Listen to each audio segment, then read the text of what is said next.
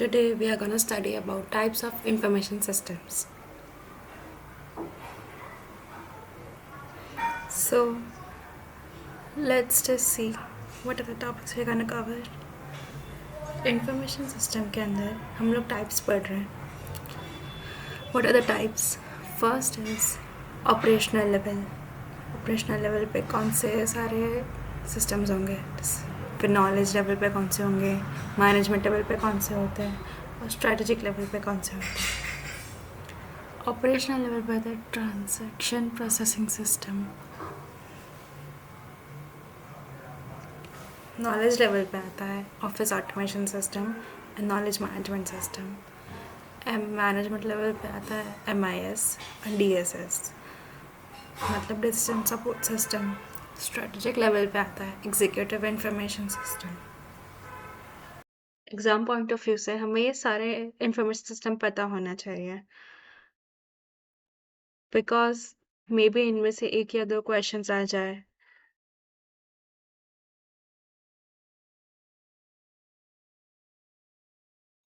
तो हमें इसका अच्छे से समझना है.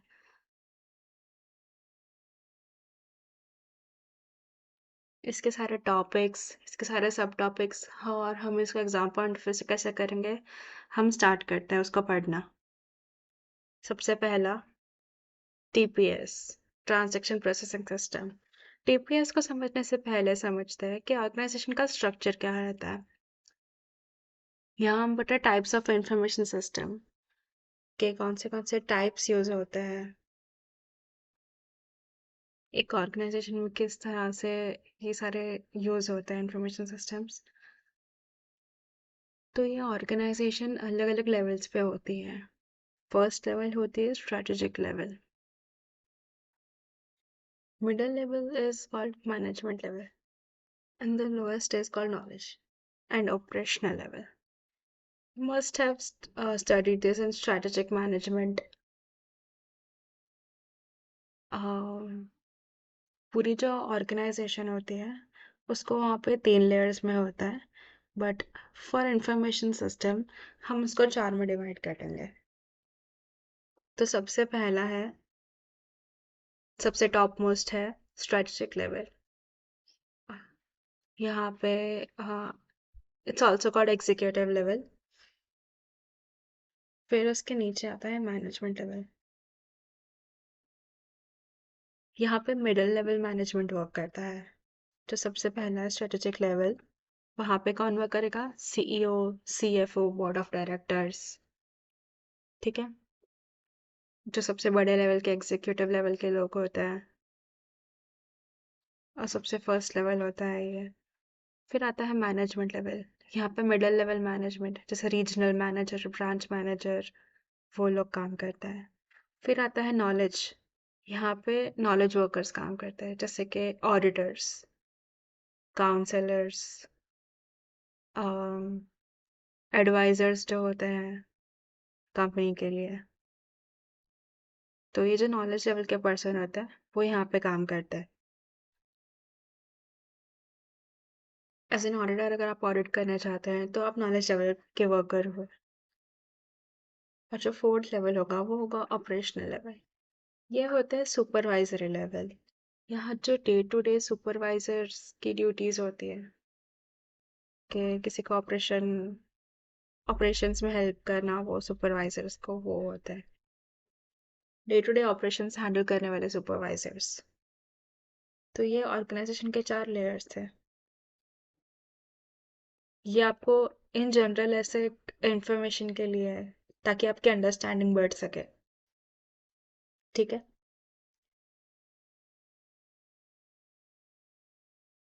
अब एक सिनेरियो इमेजिन करो. इस सिनेरियो को ध्यान से सुनना. मैं आपको रिलायंस इंडस्ट्रीज का CEO बना देती हूँ. अज्यूम करने में क्या जा रहा है. तो अगर आपको रिलायंस इंडस्ट्रीज का CEO बना दिया जाए, अब आप एग्जीक्यूटिव लेवल पे हो. ठीक है. इस लेवल पे आपको कुछ इंफॉर्मेशन चाहिए होगी. तो वो क्या इंफॉर्मेशन होगी? पहले तो आप ये सोचिए, आपका इस लेवल पे क्या काम है. इस लेवल पे आपको विजन और मिशन स्टेटमेंट होगा। आपको कंपनी के लिए डायरेक्शन सेट करनी होगी। आपको उनको गोल्स देने हैं। तो ये आप डिसाइड करो कि रिलायंस इंडस्ट्री को आने वाले 5 साल में इतना टर्नओवर सेट करना है, XYZ अमाउंट। तो कैसे करेंगे? मैं चाहती हूँ कि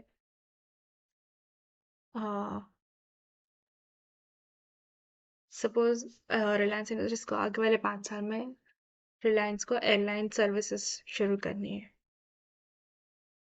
तो ये हमारा गोल सेट है। अब कैसे करना है, क्या करना है, वो आप डिसाइड करो। फिर आता है मिडिल लेवल मैनेजमेंट। वो लोग अब ऐसे सोचेंगे कि अब आपने बोला है तो इस टास्क को हम कैसे करेंगे। वो सोचेंगे कि हमको अगर एयरलाइन इंडस्ट्री स्टार्ट करनी है।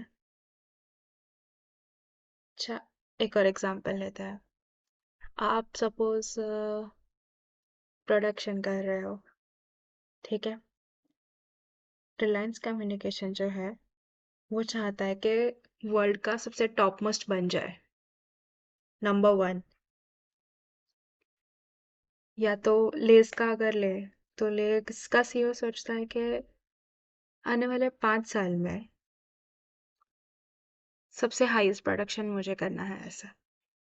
तो मिडिल लेवल मैनेजर्स क्या करेंगे कि उनके गोल को शॉर्ट टर्म ऑब्जेक्टिव्स में डिवाइड करेंगे ताकि वो अचीवेबल बन सके। तो आप मिडिल लेवल मैनेजर्स हो तो आपका टास्क क्या रहेगा कि उसको टेलीकम्युनिकेशन को नंबर 1 कैसे बनाए। एट प्रेजेंट नंबर 1 कौन है, वो क्या कर रहा है, क्या सर्विसेज दे रहा है, हम क्या कर सकते हैं हमारे इम्प्रूवमेंट के लिए, ऐसा। अब नॉलेज लेवल पे उन्हें कंसल्टेंट्स हायर किए हैं, स्पेशलाइज्ड पर्सन्स हायर किए हैं। ऑपरेशनल लेवल पे क्या होगा कि एक्चुअल जो प्लान बना ना उसका इम्प्लीमेंटेशन होगा। रोज to day to day basis पे हमें क्या करना है, क्या टास्क परफॉर्म करना है। सुपरवाइजर्स मैनेजर्स वो ध्यान रखेंगे कि वो अचीव हो रहे कि नहीं डे टू डे गोल्स। तो ये 4 पे अलग अलग लोग काम करते हैं। इन सब के पास अलग अलग इंफॉर्मेशन सिस्टम हम देंगे इनके ताकि इनका रिक्वायर्ड टास्क कंप्लीट हो सके। इनके डेली टास्क सेटिस्फाई करने के लिए हमें इंफॉर्मेशन सिस्टम हेल्प करेगा। तो सबसे नीचे लेवल से स्टार्ट करते हैं हम, ऑपरेशनल लेवल से। ऑपरेशनल लेवल पे कौन सा इंफॉर्मेशन सिस्टम यूज होता है? तो वो है TPS, ट्रांजैक्शन प्रोसेसिंग सिस्टम। ये सबसे लोएस्ट लेवल पे है। तो TPS के अंदर क्या क्या चीज़ें पढ़नी है हमें? पहले तो मैं बेसिक समझाती हूँ आपको कि TPS है क्या। फिर हम देखेंगे कि हमें क्या क्या पढ़ना है इसके। तो TPS as the name suggest, transaction processing system क्या करता है? अम, मेरे जो डे टू डे ट्रांजैक्शंस हैं उनको रिकॉर्ड करना, उनको स्टोर करना, उनको रिट्राइव करना, अपडेट करना, डिलीट करना और सही बंदे तक पहुंचाना कि सही डेस्टिनेशन पे पहुंचाना है। That is processing. अब डे टू डे ट्रांजैक्शन को प्रोसेस करने के लिए जो सिस्टम यूज होता है उसे हम ट्रांजैक्शन प्रोसेसिंग सिस्टम कहते हैं। ट्रांजैक्शन को रिकॉर्ड करना, स्टोर करना, रिट्राइव करना, अपडेट करना, डिलीट करना या किसी पर्सन को कम्युनिकेट करना, ठीक है। तो ये सारे काम अगर कोई इंफॉर्मेशन सिस्टम कर सकता है तो उसे हम TPS कहते हैं। TPS का एक अच्छा एग्जांपल होगा IRCTC के ऊपर रेलवे का जब हम टिकट बुक करते हैं वो जो पोर्टल होता है दैट इज TPS। एक और एग्जांपल दो तो सुपरमार्ट में या मॉल में जब हम डेबिट कार्ड या क्रेडिट कार्ड स्वाइप करते हैं तो वो जो ट्रांजैक्शन जो होता है प्रोसेस उसे TPS कहते हैं। आपको पता है इंफॉर्मेशन सिस्टम के लिए डेटाबेस ये टीपीएस ही क्रिएट करता है, यहाँ से सारा डेटा जनरेट होता है। तो हम अगर एक एग्जांपल लें, जैसे मैकडोनल्ड्स, मैकडी के यहाँ पे जो बिलिंग काउंटर होता है वो टीपीएस होता है। वो क्या कर रहा है कि कितने ऑर्डर्स जनरेट हो रहे हैं, वो सारे ट्रांजैक्शंस को वहां से प्रोसेस किया जाता है, और आज के दिन में कितने ट्रांजैक्शन हुए वो सब रिकॉर्ड करता है। तो ये सबसे लोएस्ट लेवल हुआ, ऑपरेशनल लेवल, और यहाँ पे टीपीएस यूज होता है।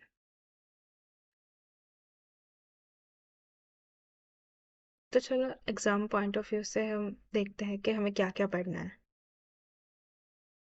तो टीपीएस के अंदर हमें डेफिनेशन पढ़नी है, फिर डेफिनेशन में उसको हमें मेमोराइज करना पड़ेगा अच्छे से। फिर आएंगे प्रोसेसिंग साइकिल पे, टीपीएस का प्रोसेसिंग साइकिल किस तरह से वर्क करती है वो पूरी, उसके बारे में, उसके वेरियस स्टेप्स। फिर आते हैं उसके एट्रीब्यूट्स टीपीएस के,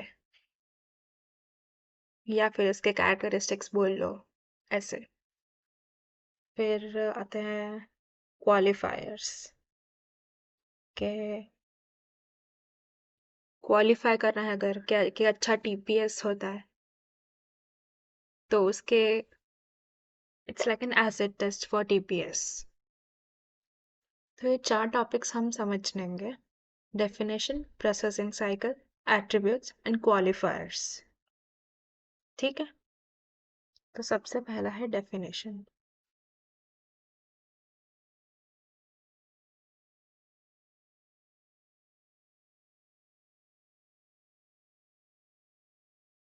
डेफिनेशन क्या कहता है?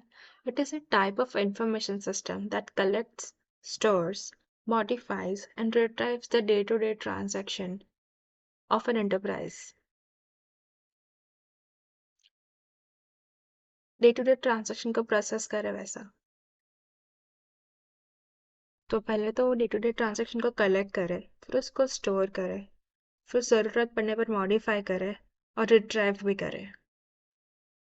ऐसे ऐसे जो सिस्टम होता है जो इतने ऑपरेशंस एक ट्रांजैक्शन पर परफॉर्म कर सके, जैसे कि कलेक्ट करना, स्टोर करना, मॉडिफाई करना, रिट्राइव करना, उस तरह के उसको हम ट्रांजैक्शन प्रोसेसिंग सिस्टम कहते हैं।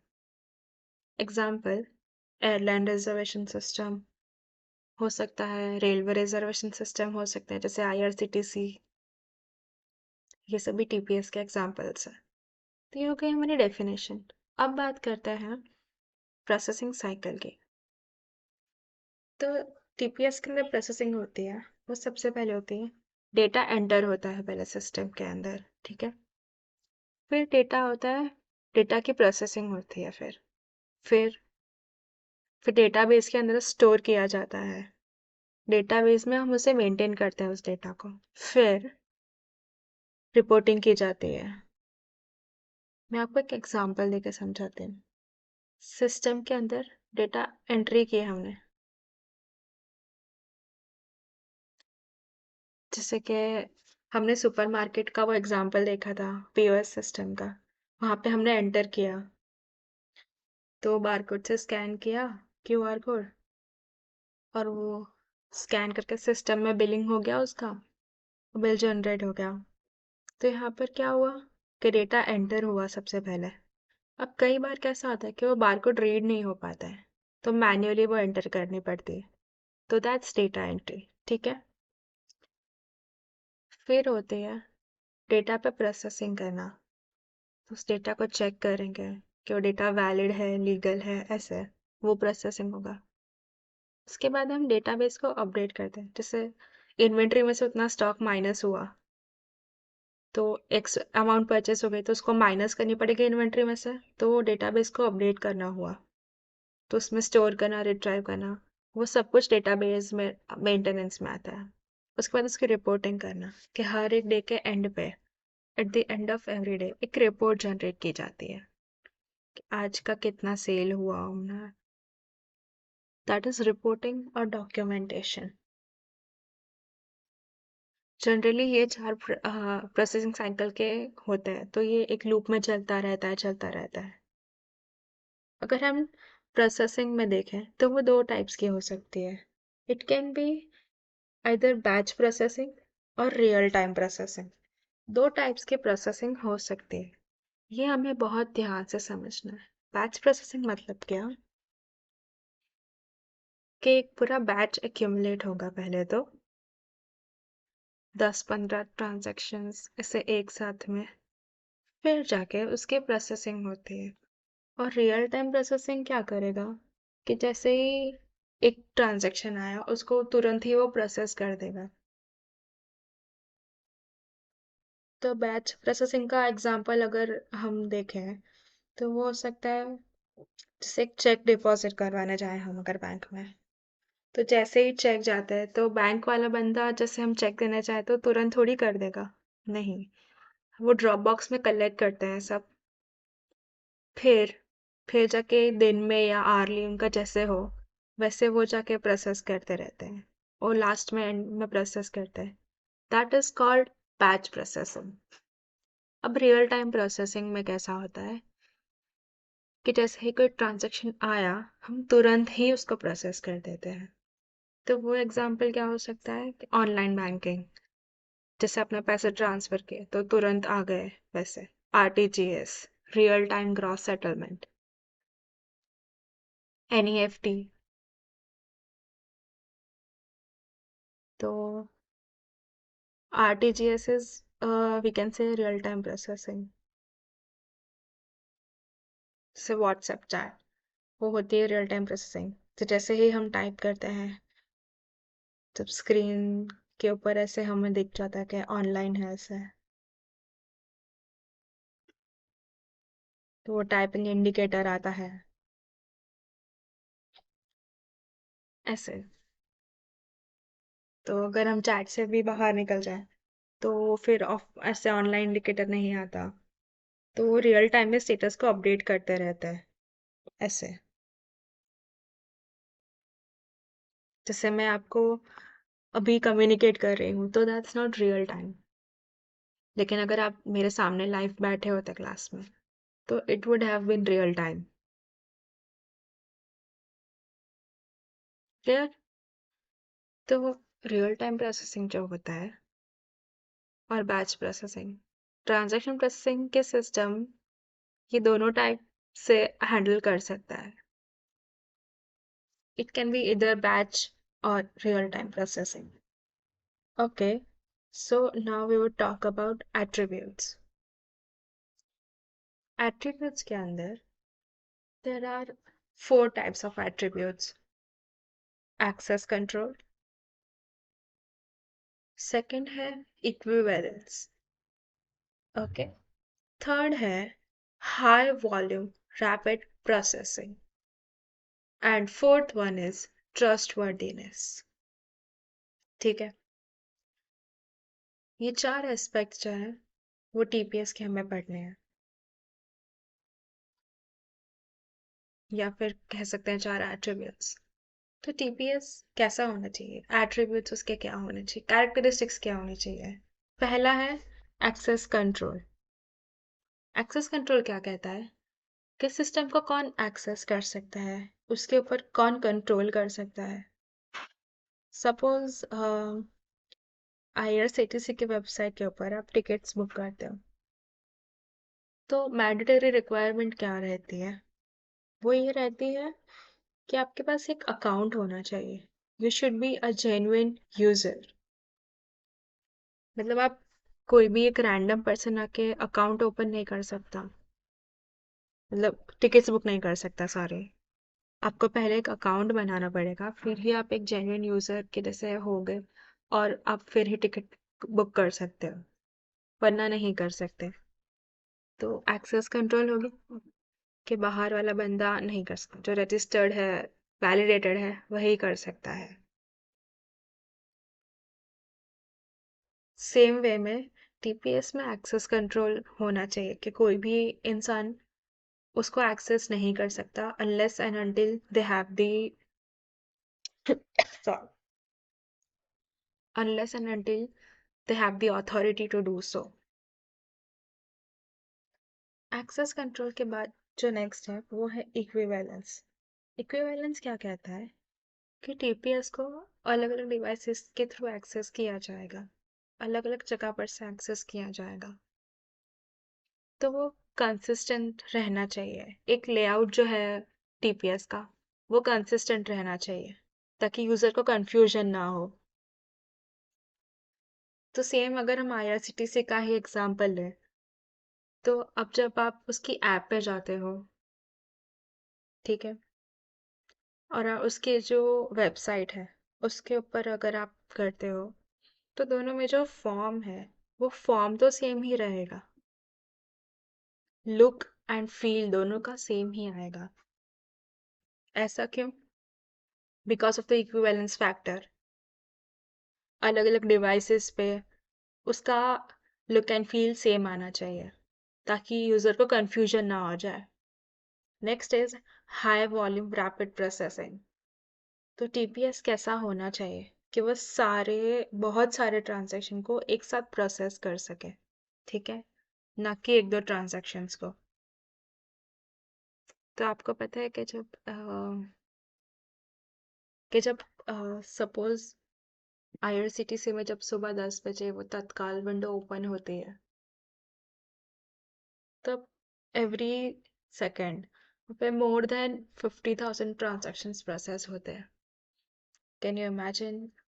हर सेकंड पे इतने सारे लोग एक साथ में एक्सेस कर रहे हैं उसका, तो उसको प्रोसेस करने का ट्राई करते हैं। जैसे कि हमारे जीयू के रिजल्ट का वेबसाइट, और रिजल्ट वाले दिन सभी लोग एक साथ उसको एक्सेस करने के लिए ट्राई करते हैं।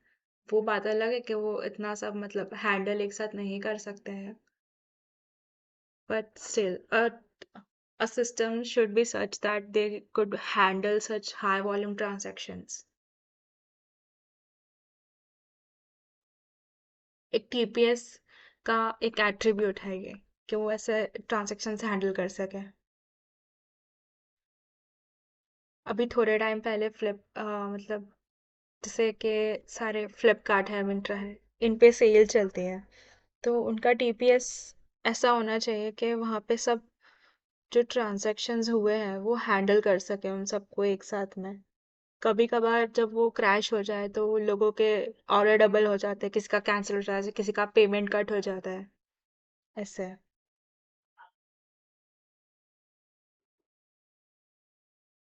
टीपीएस का थर्ड एट्रीब्यूट क्या कहता है कि बहुत सारे ट्रांजैक्शंस हो उनको रैपिडली प्रोसेस कर सके। High volume rapid processing is the third attribute. And fourth attribute is trustworthiness. Trustworthiness क्या कहता है कि आपका जो टीपीएस है it should be highly reliable. इसमें डेटा की इंटीग्रिटी मेंटेन होनी चाहिए।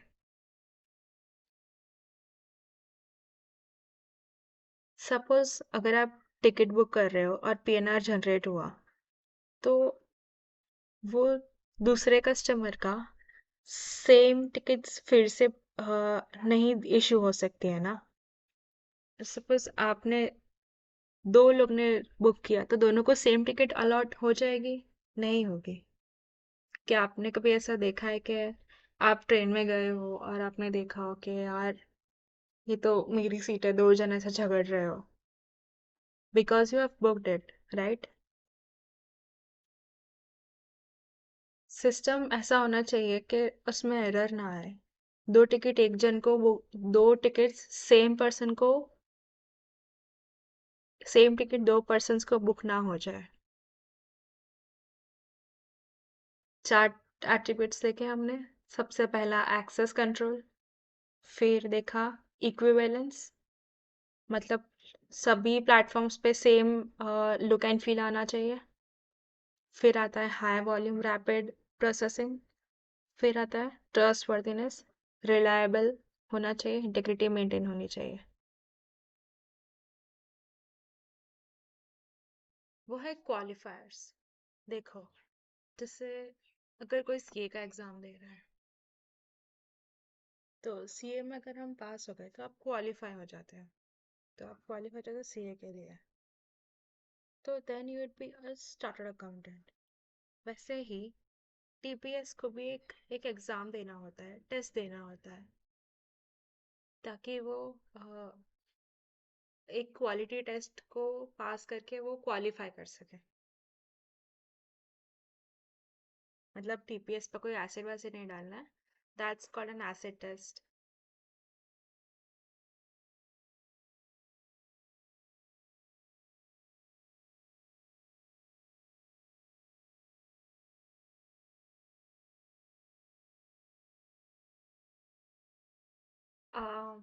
एसिड का मतलब होता है एटॉमिसिटी, सी का मतलब कंसिस्टेंसी, आई मतलब आइसोलेशन, डी मतलब ड्यूरेबिलिटी। ये 4 एस्पेक्ट से हम टीपीएस को टेस्ट करते हैं। ओके, उसके अलग अलग टेस्ट होंगे। उसके ये चारों एस्पेक्ट फीचर्स अगर टीपीएस में है, then it would be termed as a qualified TPS.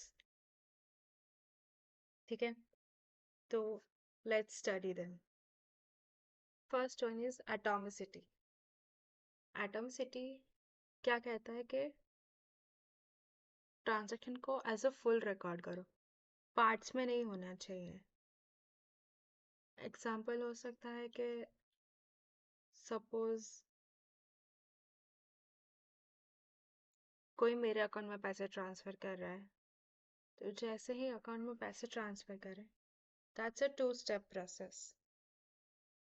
First is credit my account, second is debit his account. ठीक है, तो यहाँ पे अदर ट्रांजैक्शन हुआ, हाफ ट्रांजैक्शन को कभी हम रिकॉर्ड नहीं करेंगे। वो हाफ को हम कभी भी कंप्लीट नहीं मान सकते उस ट्रांजैक्शन को। उसके अकाउंट से डेबिट हो गए और सामने वाले के अकाउंट में क्रेडिट नहीं हुए, तो दैट्स हाफ ट्रांजैक्शन।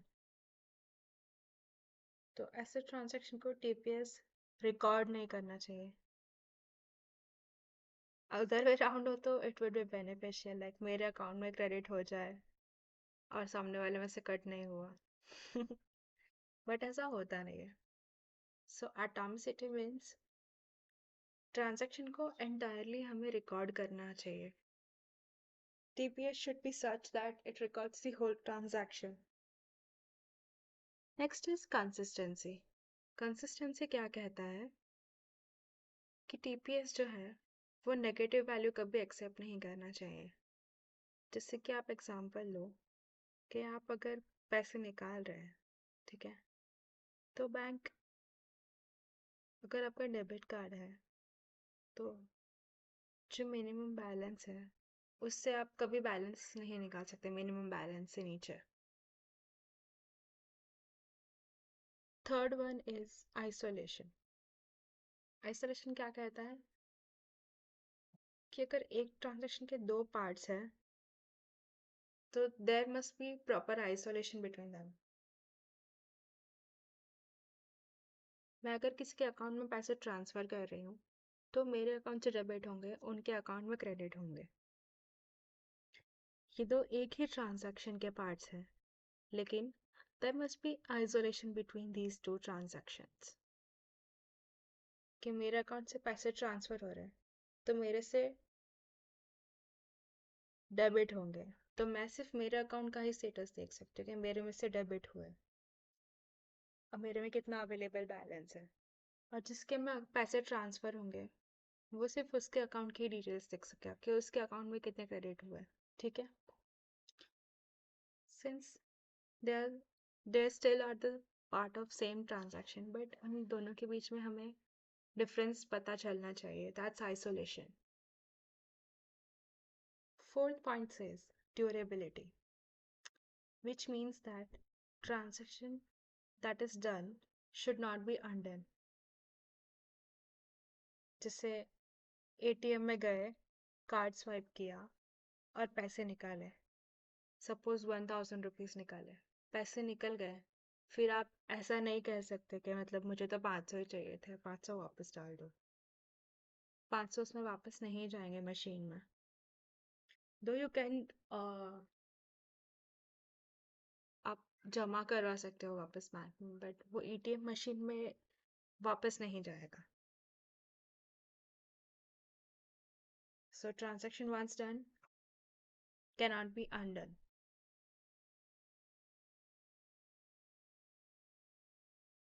अब आपको कुछ करना है तो फिर से नया ट्रांजैक्शन स्टार्ट करना पड़ेगा आपको। क्लियर?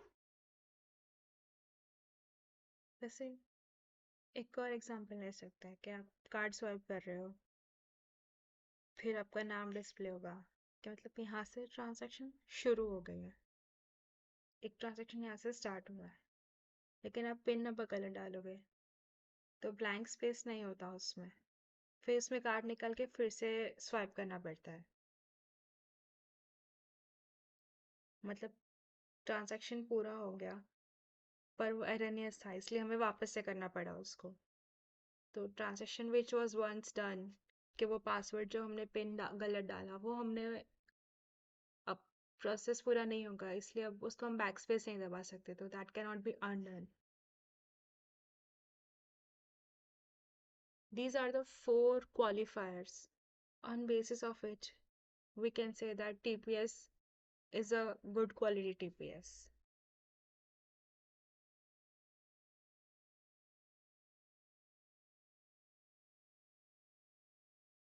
TPS के अंदर हमने ये चार चीज़ें पढ़ी। सबसे पहला पढ़ा डेफिनेशन, देन हमने पढ़े इसके एट्रीब्यूट्स, फिर हमने पढ़ा processing cycle, and then we studied acid test of TPS। TPS में हमें इतना ही लिखना है। ओके, तो अब बात करते हैं ऑफिस ऑटोमेशन सिस्टम की। As the name suggests, office automation system जो हमारे डे टू डे ऑफिस के टास्क होते हैं, अगर उसको हम ऑटोमेट कर दें, ठीक है, अगर वो अपने आप काम करने लगे, that's called office automation system.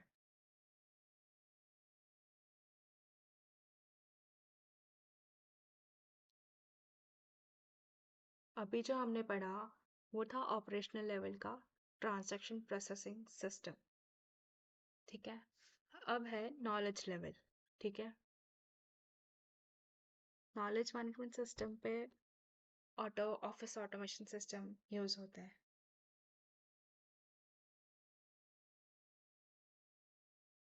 अगर आपको ओएस में कुछ भी ना आए तो आप इतना लिख सकते हो कि आपका माइक्रोसॉफ्ट ऑफिस, एमएस ऑफिस, उसमें क्या क्या आता है, power point, excel, word, access, ये सब कंसिडर होता है उसमें। ये सब जो पार्ट्स हैं ये सब ऑफिस ऑटोमेशन सिस्टम के पार्ट्स हैं, ठीक है। Try to remember as much as you can. Office automation system में क्या होता है हम उसको थोड़ा समझते हैं पहले। तो आपको बताया मैंने जैसे कि day to day office activities होती है उसको हम ऑटोमेट कर देते हैं, तो हम एक एग्जाम्पल के थ्रू समझते हैं उसे। क्या मतलब ऐसा हो सकता है कि ऑफिस इतने स्मार्ट हो जाए कि वो खुद ही अपने आप को मैनेज कर ले, जब वो सारे रिसोर्सेस जब वो सारे रिसोर्सेस का इवैल्यूएशन खुद कर सके, बिजनेस की कॉस्ट को कम कर सके, जब वो ऑर्गेनाइजेशन के अंदर और बाहर जाने वाले हर एक इंसान को पहचान सके, और ऑफिस प्रॉपर्टीज के यूजेस को, जैसे प्रिंटर हो गया, कॉफी मशीन्स होती है कहीं पे, तो उन सबको मॉनिटर कर सके ताकि एम्प्लॉयज़ की एफिशिएंसी बढ़े। जब कभी कोई इमरजेंसी सिचुएशन क्रिएट हो जाए तो वो तुरंत ही कंसर्न पर्सन को अलर्ट कर दे। वो दिन आ गया ऑफिस ऑटोमेशन सिस्टम की वजह से। ऑफिस ऑटोमेशन सिस्टम का यूज़ करके हम अपना एनर्जी कंजम्पशन कम कर सकते हैं, मतलब सारी चीज़ें हम कंप्यूटर से करवा सकते हैं, सिक्योरिटी को बढ़ा सकते हैं। ज़रूरत पड़ने पर ये हमारे ऑफिस की लाइट्स, मशीन्स और लाइट्स को और सब चीज़ों को बंद कर सकता है।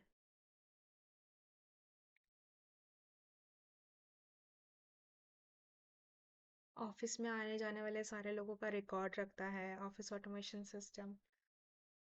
इससे हमारा ऑफिस का एक्सपीरियंस एनहांस होता है और हमें हमेशा ये पता रहता है कि कौन क्या कर रहा है, हम मॉनिटर कर सकते हैं उनसे। ऑफिस ऑटोमेशन सिस्टम से हम बिजनेस के थ्रेड्स को कंट्रोल में रख सकते हैं, बिजनेस कंटिन्यूटी को इम्प्रूव किया जा सकता है। ओएस में हम देखें,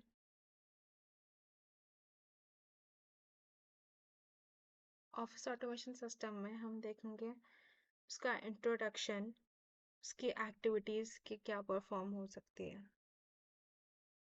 ओएस में क्या एक्टिविटीज़ होती है, उसके की कंपोनेंट्स के बारे में हम देखेंगे। और चौथा होगा उसके एग्जाम्पल्स। एग्जाम्पल में आप माइक्रोसॉफ्ट वर्ड, माइक्रोसॉफ्ट ऑफिस, उसके सारे सॉफ्टवेयर के एग्जाम्पल्स हम दे सकते हैं। सबसे पहला है वो है introduction, which is definition. Definition क्या कहती है? It is an amalgamation of hardware, software and other resources used to smooth the progress of communications and augment efficiency। मतलब हार्डवेयर, सॉफ्टवेयर और दूसरे रिसोर्सेज का कॉम्बिनेशन, जिसके कारण क्या होता है कि कम्युनिकेशन आसान हो जाती है और ऑर्गेनाइजेशन या बैक ऑफिस उसकी एफिशिएंसी बढ़ जाती है। It refers to the use of computer and software to digitally generate, collect, store, and manipulate and rely office information needed for accomplishing basic tasks and goals। ये क्या कह रहा है कि कंप्यूटर सॉफ्टवेयर का यूज़ करके हमें डिजिटल डेटा जनरेट करना है, उसे कलेक्ट करना है, उसे स्टोर भी करना है एंड मैनिपुलेट करना है अकॉर्डिंग टू आवर नीड्स, जब उसकी ज़रूरत पड़े हमें। फिर उसमें क्या क्या एक्टिविटीज़ होती हैं? पहली होती है एक्सचेंज ऑफ इंफॉर्मेशन। ठीक है, इंफॉर्मेशन एक्सचेंज हो सकती है विद इन द ऑफिस। दूसरा है मैनेजमेंट ऑफ डॉक्यूमेंट्स, सारे डॉक्यूमेंट्स को प्रॉपरली हम मैनेज कर सकते हैं इसके हिसाब से। हैंडलिंग न्यूमेरिक डेटा, एक्सेल का यूज़ करके, एक्सेस का यूज़ करके हम डेटा को इजीली हैंडल कर सकते हैं। और मीटिंग्स शेड्यूल करना, अपॉइंटमेंट्स है, उन्हें शेड्यूल करना है किस हिसाब से, we can manage it easily through office automation system. उसके कंपोनेंट्स क्या हो सकते हैं?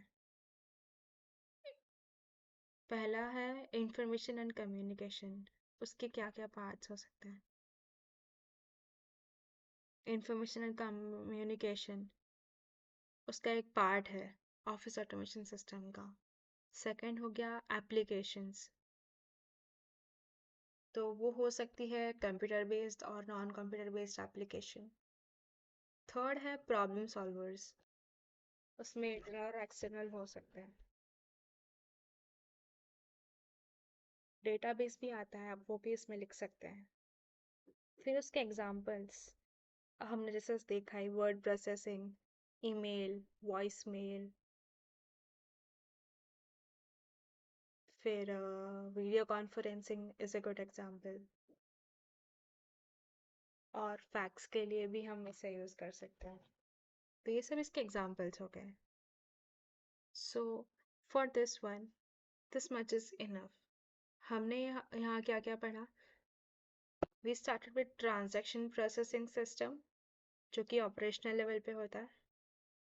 फिर हम आए नॉलेज लेवल पे और उस पे हमने सीखा ऑफिस ऑटोमेशन सिस्टम। ठीक है,